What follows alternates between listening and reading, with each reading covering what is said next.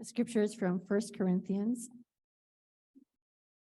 chapter 7, verses 29 through 31. This is from the Message. I do want to point out, friends, that time is of the essence. There is no time to waste. So don't complicate your lives unnecessarily. Keep it simple in marriage, grief, joy, whatever, even in ordinary things, your daily routines of shopping and so on. Deal as sparingly as possible with the things the world thrusts on you. This world, as you see it, is fading away.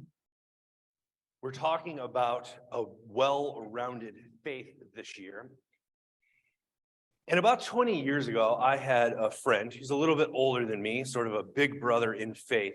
And he pointed out to me that something that has haunted me for 20 years. And as I have taken this idea that he gave me, and I've laid it over different topics or areas of life, I've really found it to be true.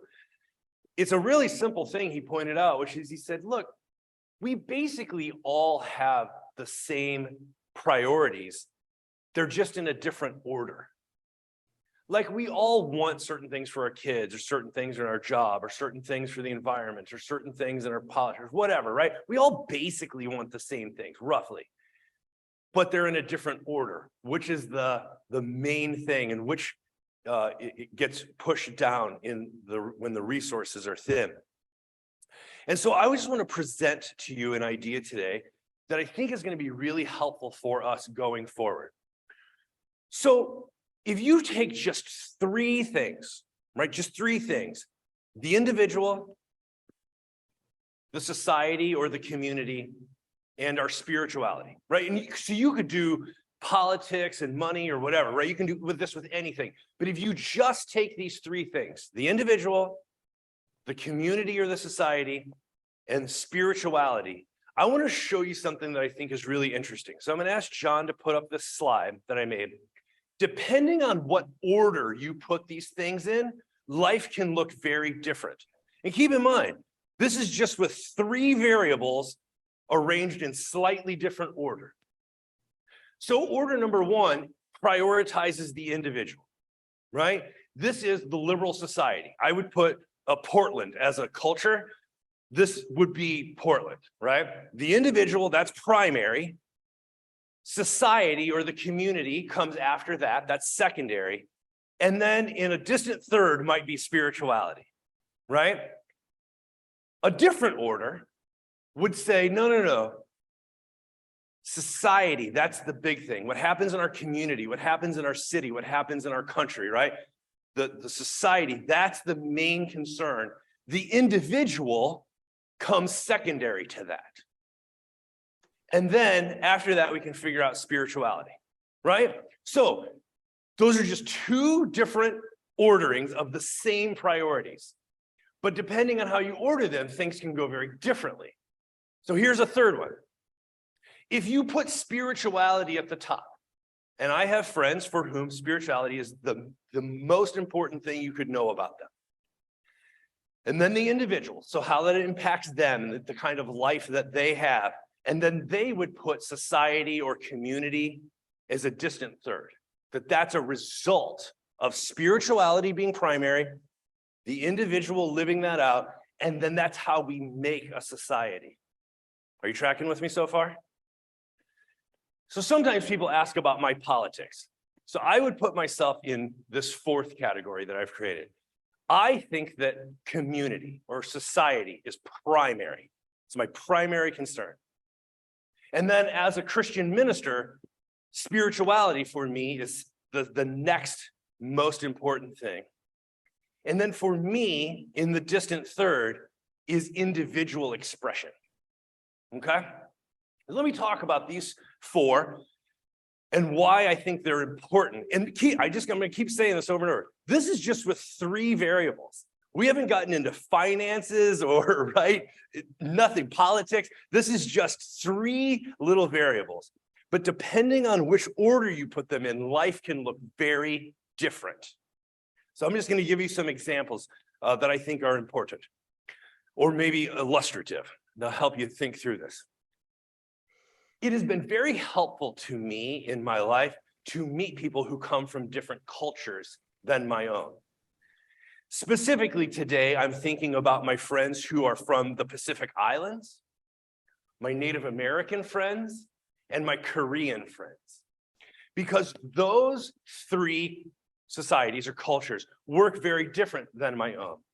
In fact, you may not know this, but in Korean, the proper way to say if somebody has three names, it's where they're from, then their family name, then their name, right? So I would be Ohio Sanders Bow. That would be my name.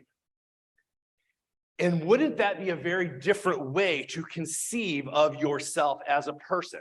Where I'm from, who I come from, and then me last. I can't tell you who I am if I don't tell you where I'm from and who I'm from. That's a very different way of conceiving of one's self. So when I talk to my Samoan friends or my Hawaiian friends or Pacific Islands, the way that they conceive of their culture, it is the most important thing, maybe, they would say about them. And then the family that they come from, and that's how they come to be who they are. But they come last, maybe, right? If they were to talk about it that way. If you've ever met somebody, Native American, and they introduce themselves, the way that they will identify themselves is often not only by the people that they come from, but also the land that they are connected to. That tribal identity, right, gives expression to who they are, and that it is life to them, that network, that web of community gives rise to who they are as an individual. That's very different than the way many of us were raised. So it's very helpful to me to hear different people talk about this in different ways. The reason that I think this is important is because we live, and I don't know if you may not have picked up on this, we live in a time where things are very fractured and contentious. Has anyone picked up on this? A little bit? Okay, good. And so what I wanted to introduce here for our future conversations is, I think it's important to realize just because we're all in the same room, or we all live in the same town, or we all speak the same language, doesn't mean we're all doing the same thing.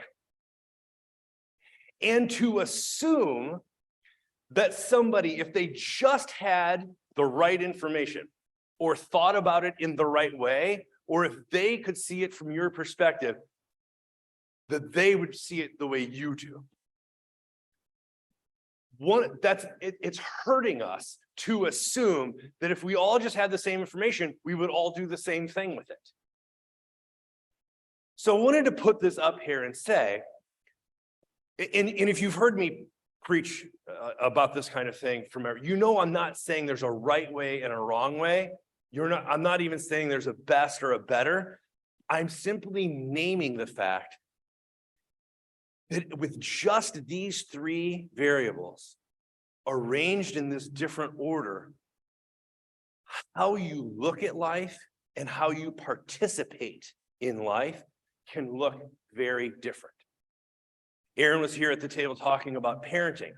So parenting is one of these things that when you put the individual, so this individual child, their identity is the highest, most important thing, parenting starts to look a certain way, right?